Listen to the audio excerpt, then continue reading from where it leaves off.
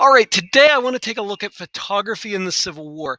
And photography really became one of the most important technologies to be used during the war. It was a way for people to see what was happening. It really brought the idea of warfare home to people for the first time in history. So I want to go over some information that's been shared out by the American Battlefield Trust. And they are really one of the most important resources, one of the best resources to use to learn about anything related to the Civil War and actually related to the Revolutionary War as well. They've done a remarkable job creating and putting together resources that we can really learn a lot from. So let's start out with some information from them, and then we'll take a look at some photographs from the war as well. So just to kind of introduce things here, this is a very famous picture of Abraham Lincoln with George McClellan, who was the general of the Union Army, commanding general of the Union Army of the Potomac at the time of the Battle of Antietam, also known as the Battle of Sharpsburg. Okay. It tells us here that photography had a tremendous impact on American society over the course of the Civil War and beyond. Yet it was not a new technology. By the time of the American Civil War, photography had been through several evolutions. That means changes. It had been developing for a while. But by the time of the Civil War, it had become fairly effective and fairly commonplace. So prior to photography, we have to think about what was going on. Americans would observe war through the mediums of paintings and lithographs and these artistic depictions. So if you take a look at this picture here of the death of General Warren at the Battle of Bunker's Hill. Now, the Battle of Bunker's Hill was a very well-known battle during the Revolutionary War. This painting was completed in 1786, so it was completed after the war had ended, and that's true of a lot of paintings. They take some time, so they're not things that you see right away. And even battlefield sketches and things, regular people would not have been able to see those as the war was happening. So if we look at this picture, we see the general who has been killed here, or who's been wounded. He's being cradled in the arms by one of his comrades. He's got several other people standing there to defend him bravely. So got the flags billowing in the breeze behind him. So even though it is a scene of death, it's also creating this idea or this image of heroism and bravery and those sorts of things. So we have to be kind of cognizant of this is how people saw war. And so as people were deciding, do I want to go off to war or not? Well, yeah, I mean, even if I'm unfortunate enough to be killed in battle, then I'm going to die a hero. Look at this. Okay, so that influenced people. But with photography, it brought home the reality of war. This soldier has no one there to hold him as he dies. He's laying dead in a field. So very sad, the sad reality of war. And this is a photograph taken at the Battle of Antietam in 1862.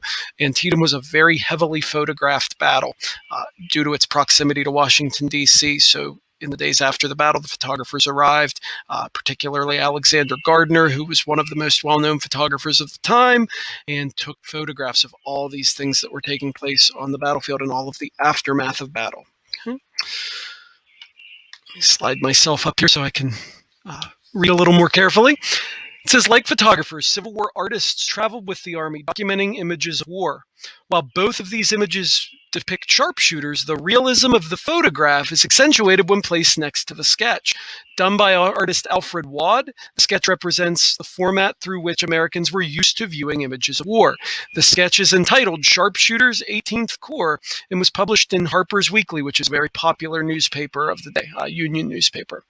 The photograph was taken by Alexander Gardner again, and this one was at Gettysburg, and it's entitled The Home of a Rebel Sharpshooter, and it's come to be one of the most recognizable and somewhat controversial photographs of the entire Civil War.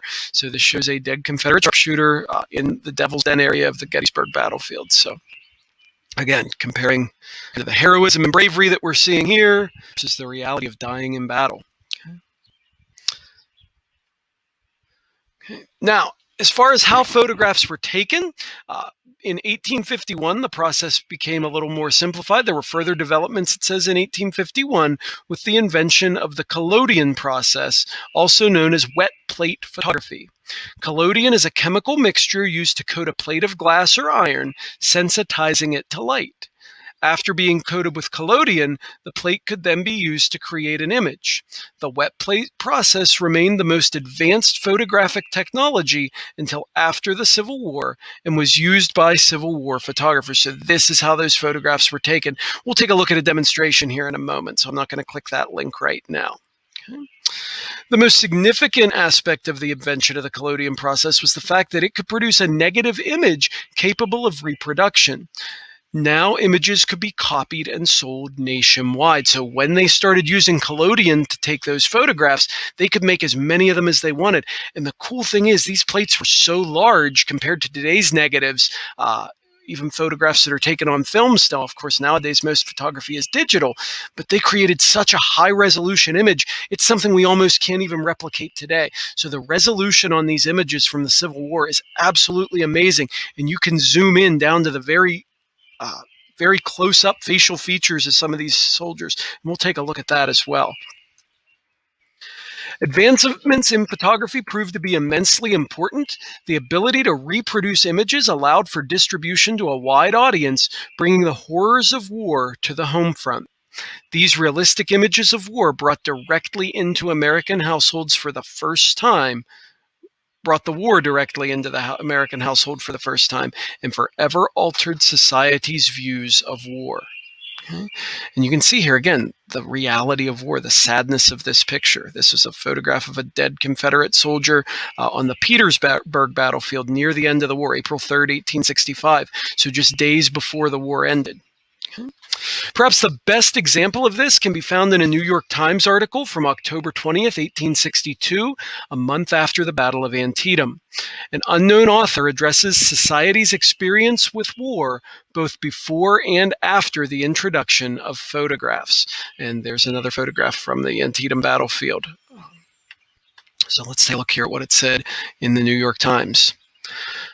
And this is a primary source. Primary sources are really valuable. It's the things that were written at that time from the people who were there, from the people who lived through these things. So this was written in 1862, published on October 20th. The living that throng Broadway care little perhaps for the dead at Antietam, but we fancy they would jostle less carelessly down the great thoroughfare, saunter less at their ease were a few dripping bodies fresh from the field laid along the pavement. As it is, the dead of the battlefield come up to us very rarely, even in dreams. We see the list in the morning paper at breakfast, but dismiss its recollection with the coffee. There is nothing very terrible to us, however, in the list, though our sensations might be different if the newspaper carrier left the names on the battlefield and the bodies at our doors instead. Mr. Brady has done something to bring home to us the terrible reality and earnestness of war. If he has not brought bodies and laid them in our dooryards and along the streets, he has done something very like it.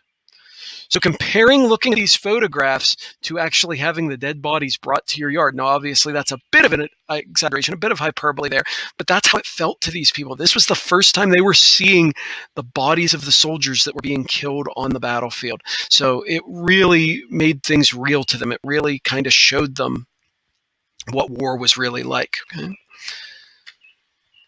Because of these advancements in photography, the Civil War became a true watershed in the history of photography. While pictures were taken of other wars, the iconic photos of the American Civil War would directly affect how war was viewed from the home front and inspire future combat photographers who would take their cameras to the trenches of Flanders, which is in World War I, to the black sands of Iwo Jima, the steaming jungles of Vietnam, in the mountains of Afghanistan. So in other words, after the Civil War, wartime photography and eventually wartime videography became an essential part of the war experience. And over the years, the government and other people had to decide, what are we going to allow people to see? And it gets into issues of censorship and those sorts of things as well. So all of that would come as a result of what was begun in the Civil War with the photography of these battlefields. Okay. Now, we're going to take a look at some of the photographs. Now, I have here two of the most well-known photographers of the time period. On the left is Matthew Brady, and Matthew Brady was sort of the main photographer in the 1860s, in the years leading up to the Civil War. He took, if you've ever seen the photographs of Abraham Lincoln, it was his studio that photographed Abraham Lincoln, and many of the portrait styles of photographs. He sent into the field several photographers that he hired, including the gentleman on the right, and that's Alexander Gardner, who I mentioned a bit ago as well. So we'll just take a look at some of these photographs. Now, as we do, I want you to think about a few things. I have 4 key points here for you to think of with each of these questions. First of all, see if you can tell what is the photograph showing. Describe in your own words or think about what the photograph is showing. Can you tell if the soldiers in the photograph fought for the Union or the Confederacy? And if so, how can you tell? And can we learn anything from the image? What does the image teach us about the Civil War? And what emotions does the photograph evoke? What are they trying to make you feel? Because an artist typically is trying to show you something, make you feel something, and connect to those emotions. So those are all some things to consider. And then the photograph I have on this page actually is a photograph from a United States photographer, Samuel Cooley. Okay. Before we look at these photos, let me jump out here and show you, if I can, if it lets me. There we go. So I want to show you, this is from the American Battlefield Trust's In4 series. These are a great collection of videos on all kinds of topics, but for this one, I just want to show you photography, and it will explain to you a little bit about how photography worked during the Civil War. So let's take a look at that, and then we'll look at some of the photographs they took using these methods. So I'm going to slide myself out of the way here.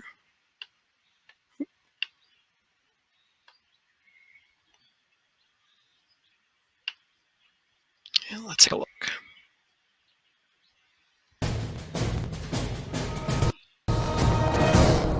Most photographs in the years after photography was invented in 1839 would have been daguerreotypes.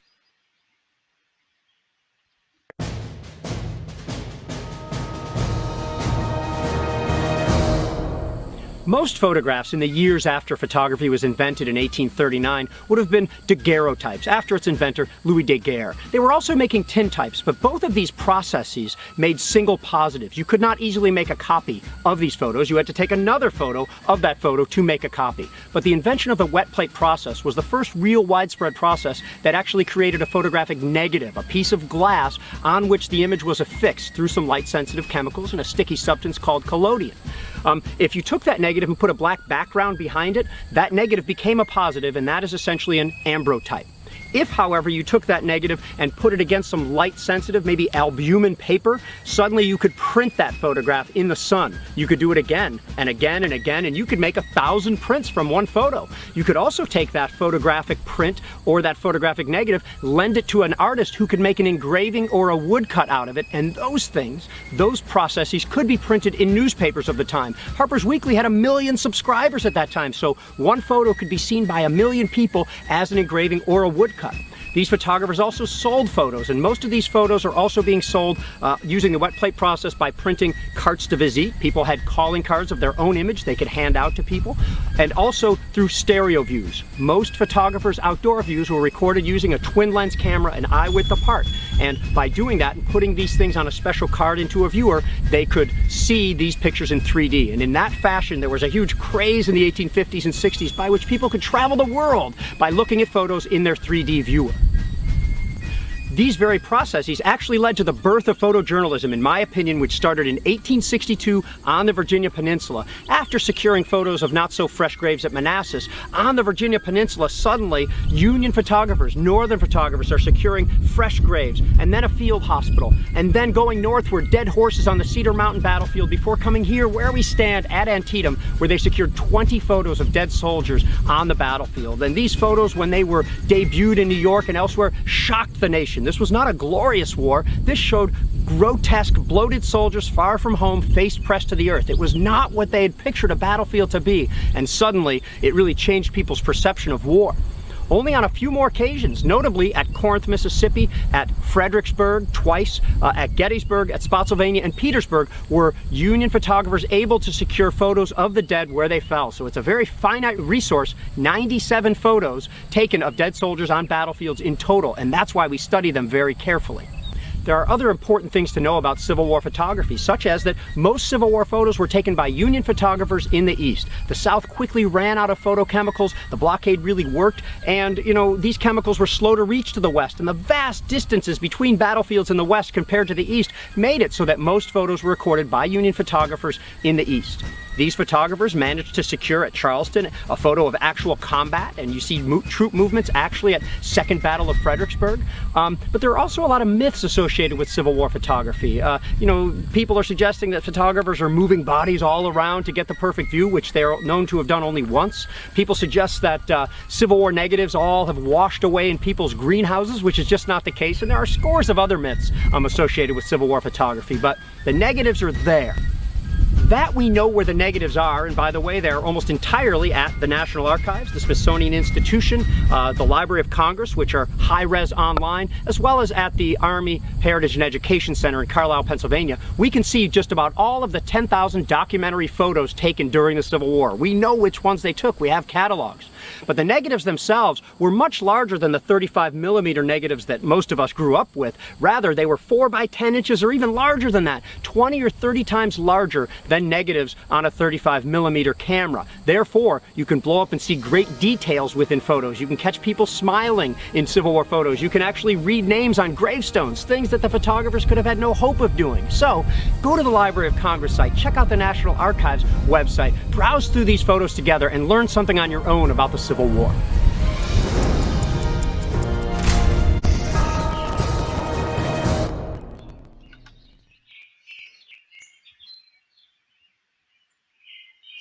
Okay, so I highly recommend that video series. I highly recommend really anything with Gary Adelman, because Gary Adelman is really a preeminent Civil War photography expert, or one of them in the country right now. And he just does amazing things. He has a wonderful page that I follow on Facebook. And I forget the name off the top of my head, but I think it's Gary Adelman's Civil War photography page. And so he posts photos all the time with discussions and things like that. So really a great resource and just a wealth of knowledge about this topic. So he's always my go-to person to read about or to look at, to find videos of when I want to see those sorts of things. He does Civil War photography presentations all over the country. So just a few photographs to look at here. If we look at these photographs, the thing I like about these is, unless you're an expert in the Civil War, it can be very difficult to tell whether or not these soldiers are Union soldiers or Confederate soldiers. For one thing, the photographs are taken in black and white, but the uniforms were very similar, whether they were fighting in the North and the South. So a lot of those things are very closely related. So it just kind of highlights how similar these gentlemen were, even though they were fighting on opposite sides in this war. The photograph in the top right is what I think is one of the most tragic photographs from the entire war. Gary in the video earlier mentioned the dead horses that they showed at the Battle of Cedar Mountain. This photograph is from the Battle of Antietam, and it is a dead horse, and it doesn't really look dead in that picture. It almost looks as though it's trying to get up, but it's not. Over 2 million horses died in the service to their country in both the North and the South during the Civil War. So a lot of horses were unfortunate victims. And of course, the soldiers who fought made a choice. In most cases, they chose to fight for their country. Horses didn't make a choice, but they were still sadly victims of the war as well. Let me see here. This photograph, I have it kind of zoomed in. And I guess I didn't get one of those high resolution versions. Let me see here. I think beneath that, yeah. So beneath that, I have the photograph zoomed out a little more. But these are, I believe, dead soldiers. I want to say at Antietam. I didn't have the caption on here. But again, you can just kind of see it highlights a little bit of the line warfare. You can see where the battle line would have been here for these troops. And again, think about the emotions. What would you feel like if you had a family member fighting in the war and you went to a gallery and saw this photograph displayed, or saw a woodcut of a photograph like this displayed in the newspaper? Think about how that would make you feel. Pretty powerful images for sure. Again, these photographs are showing the line warfare nature, just where these bodies have fallen. And they may be prepared for burial, but They have not been buried yet, and that happened after these battles. It would take weeks. You have thousands of soldiers being killed in one place, and a lot of these were small towns or small communities, so it would take a long time to get people out that could bury those troops. And not to be gruesome, but if you've ever driven along the side of the road on a hot summer day and there's a dead deer there, you can imagine the smell from one dead deer, let alone the smell from thousands of dead people. So these towns would just have an immense odor after these battles, and it would just be awful for the people living there. This is a very famous area of the Antietam battlefield known as the Sunken Road. And again, just the death and the devastation there as a result. Okay. Now, I mentioned earlier that this photograph is controversial, and Gary mentioned in the video a little bit about this photograph as well. This soldier was actually repositioned. They believe this is an original photograph of where this soldier had fallen.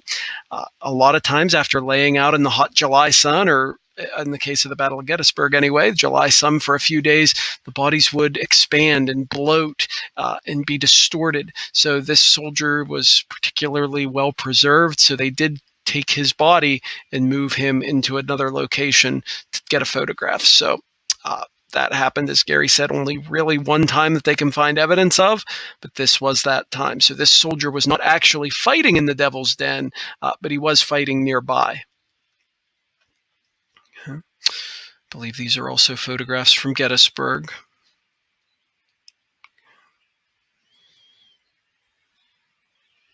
Here we see some of the men tasked with the gruesome task of probably burying these soldiers, burying their fellow comrades, standing in the background here.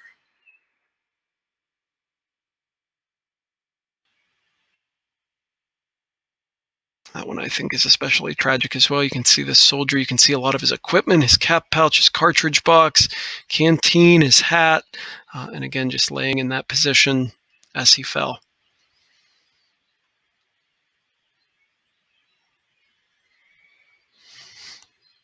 So while there's a lot of sadness in these photographs, there's also a lot we can learn from them as well about the types of uniforms, the condition of the Army, the weapons they have here with them, where they were fighting. So this gentleman was clearly in this area where he had some cover, some protection at least.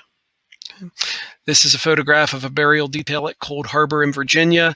A lot of times the soldiers were buried very quickly after the battle, just trying to get them under some earth, and then later they would hire people to come out and bury them more properly. So these people were digging up the shallow graves and burying these poor unknown, most likely unknown soldiers in a more permanent resting place.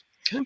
Now, I also, since our class is Civil War Tech, wanted to focus on some of the technology of the war. This is a Civil War trench network at Petersburg, and we don't think of this style of warfare a lot when we think of the Civil War.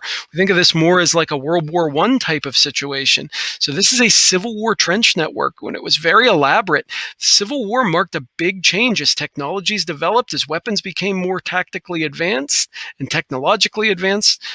The war began to be fought in a different way. So it was a bridge between the type of warfare, the Napoleonic tactics that were used early in the Civil War, and the trench warfare that was used later in the Civil War. It took us from kind of the style of fighting that we would have seen in the early 1800s, even back as far as the American Revolution, and taken that up to what we started to see in World War I and even World War II. So it was, in a lot of ways, considered the first modern war. Okay. And this shows that even better, I believe. So this shows the Civil War on the left, and World War I on the right. So a very similar appearance there from one to the other. Okay, more fighting in those trench areas of Petersburg. They use different kind of barricades, different types of systems like that. Just to see some of the destruction that these weapons could cause. This is a bridge that had been bombed or blown up with cannon fire at Harper's Ferry. I believe Harper's Ferry. Okay. This is scenes, I believe, of Richmond and the shelling that had gone on there. And remember, this was done without airplanes. We're still 40 years from the invention of the airplane. So this was just through cannons and mortars and those types of things. So an amazing amount of destruction that took place during the Civil War. Okay. This is a field telegraph station. telegraph we're going to look at here later this week, but it was one of the most important technological breakthroughs as well, in the form of communication, take communication and making it instantaneous. So here again, another field telegraph station. And one more there. This would have been sort of a bomb-proof bunker that would have been designed to withstand some of that shelling that I showed you a bit ago. This is a Civil War signal tower. So we're going to look at signal flags and the signal corps. This is how those messages would have been sent. These are pontoon bridges, so they could take those bridges and float them down the river to where they were needed. So they were basically a floating bridge, and then they could attach them together to form a bridge so troops could be maneuverable. There's another shot of that. So these bridges would just be floated down to where they were needed. The railroad was an extremely important technological development around the time of the Civil War, shortly before the Civil War, but the Civil War was the first war to move troops using rail power and using machine power to get troops into position quickly. And then these are some of the photographers and their equipment. The Civil War was the first time we saw revolving gun turrets and ironclad ships, so we see some of those features here, and here as well. And then it was also the first time that we saw aerial reconnaissance used. So this is Thaddeus Lowe, and this is his balloon, the Intrepid. So Thaddeus Lowe pioneered the use of hot air balloons. They wouldn't be used for transportation yet, but they could go up in those balloons and observe the enemy, observe troop movements, and gather information. And there again, we see that as well. They'd be tethered to the ground, but they would be able to get up in the air and really get a good view of what was going on around them.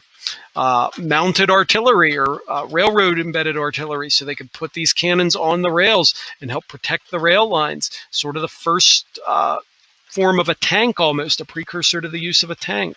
So a lot of interesting things with photography in the Civil War. It was really a remarkable technology. It was one that was well used to inform us about what was going on, and it's a great way to learn. Gary Adelman mentioned in that clip I showed you, the Library of Congress has all of these photographs rather, documented and cataloged. So if you go onto Google and you search Civil War photographs, Library of Congress, you're going to find thousands of photographs that you can look through like this and see some of these things, not just the battlefield life, but also some of those images of camp life and just the soldiers hanging out, relaxing in between battles. It's really a remarkable glimpse into the past and almost like having a time machine. So I'd encourage you to check all that out as well. So thanks so much for watching. Check out more Civil War photographs, and I'll see you next time.